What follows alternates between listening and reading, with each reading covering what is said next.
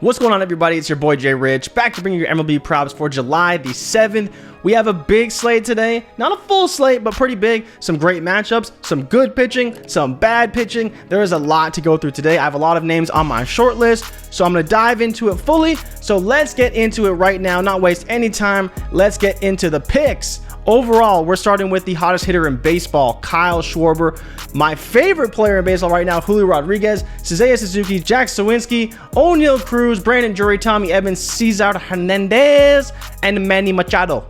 So let's start with the top. Kyle Schwarber, dude is just, dynamite. There's no other way to put it. Dude's hit 4 home runs in the past 2 games. He's up against Jonah Adon, and he is terrible, man. Adon is one of the worst pitchers in baseball right now. When I look at my starting pitcher ranks, and not rankings, starting pitcher list, he is literally the last player, like the worst pitcher in baseball when I pull my list from Fangraphs. Adon is right there, starter for the Washington Nationals. They're playing in Philly, which is not the best pitching park, but Kyle Schwarber is stupid hot right now. Now, he's a little home run or bust. Let's call a spade, little home run or bust. But overall, that 9.5 total, scary. The 17.5 projection, high as hell. But still, 13.75 over his last 14, 14.8 over his last 7. So much like with Schwarber. 3 total bases per game, run per game, RBI per game, 0.75 extra base hits per game all over the last 14. So many things to like. Just play Kyle Schwarber. Just see if he can do it again, because it's probably worth it. There is the odd chance they pitch around him a little bit because, again, he is killing them right now. That revenge narrative is working really good for Kyle Schwarber, but again, he's so good. Adon is so bad. The Nats bullpen is terrible. There's a lot of reasons to really like Schwarber today, and so I am very much in on Kyle Schwarber. And of course, wouldn't be a slate without Julio Rodriguez as part of the slate. I freaking love this kid. You see over here, he's been hitting it almost every single day. And so I love Julio again today up against Casey Lawrence. Lawrence pitched okay in his last little outing when Kevin Gausman got hurt. But overall, what do we really expect? Rodriguez can steal bases. He can hit home runs. He's probably going to bat leadoff again for the Seattle Mariners. Playing against Toronto now. Unfortunately, when Seattle plays Toronto, that BC crowd comes down to Seattle and they really make it hard on those Seattle hitters. It really feels like a road game for some of those guys, but I think Julio's going to relish in that moment. Only allowing the 7.5, which is pretty modest. Again, a hit and a steal, which we're always looking for in the first inning from Julio Rodriguez, is great options for him. So I do really like this a lot, and I would be willing to play him today. Seiya Suzuki just came back. He's actually been hitting pretty well, but up against Tony Gonsolin, so I'm not even going to waste your time. I'm probably fading him. He's up against a pitcher who's just been phenomenal this season. I don't really want to make that bet. Then you get into Jack Sawinski, who's been pretty good, but up against Mike Minor and O'Neal Cruz as well. Same matchup. I would bet on Cruz personally. I think he's the better option overall. I think he's a slightly better player. I think playing in Cincinnati, obviously, huge projection. 5.5 is very modest in Cincinnati. There should be a ton of runs in this game. I think over-under is probably somewhere around 9.5, 10.5 for these guys. Cincinnati has a bad bullpen. We saw what happened yesterday to the Pittsburgh Pirates. If these bats get hot, it could be trouble. I would probably pick O'Neal Cruz of all these guys. Brandon Drury as well up against Rusney Contreras, who's been struggling a little bit. He started off really well, struggling now. I don't know if I would be in on Drury. You see the pitch factor is really good for Brandon Drury, 4.9, the highest of all the guys on this list.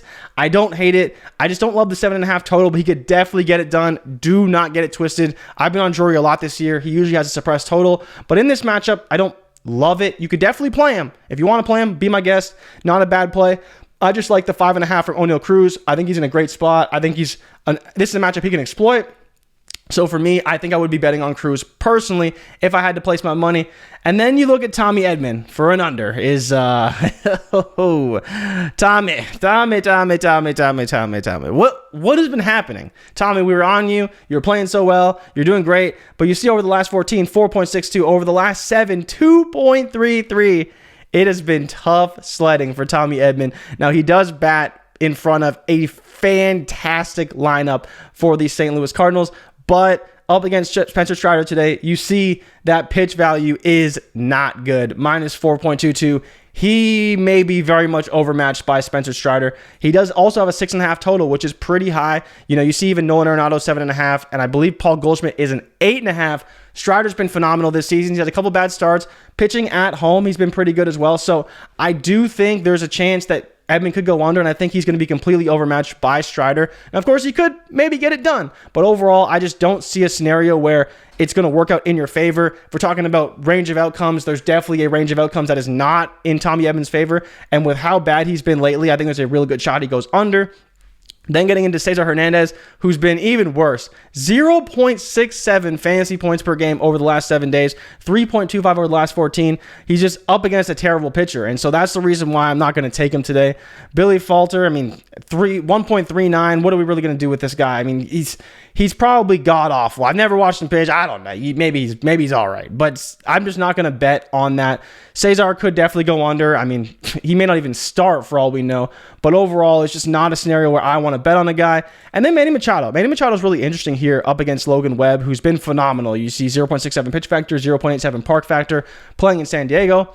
But again, Manny's been interesting. I actually saw a Pro Football Doc was talking about Manny Machado and how he isn't able to extend his bat to the outside part of the strike zone. So pitchers are actually throwing him outside. He's not able to extend his bat and torque his body because of his ankle injury. He came back too soon. He's not fully healthy. And so because of that, he's been really struggling. You see this 3.17 since he's come back. And so early on, pitchers didn't quite realize that, but now they figured it out and are just pitching him away all day long. And he hasn't been able to do a whole lot with that overall. So that's why the 6.5 and the 3.5 projection are so different. He's just been really, really bad. And so with Logan Webb, with the park factor, there's just a lot of reasons to see he would go under.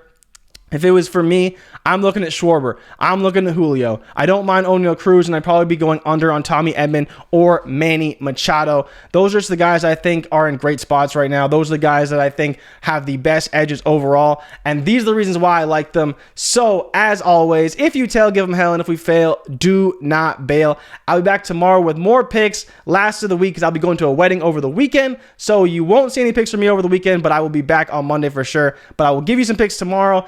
Let's cash some money today. Drop me a like if you like this video and subscribe for future content. And I'll see you guys tomorrow. Schwarber, J-Rod, and let's say Tommy Edmond would be the core three that I love. And let's get this money. I'll see you guys tomorrow. I'm out. Peace.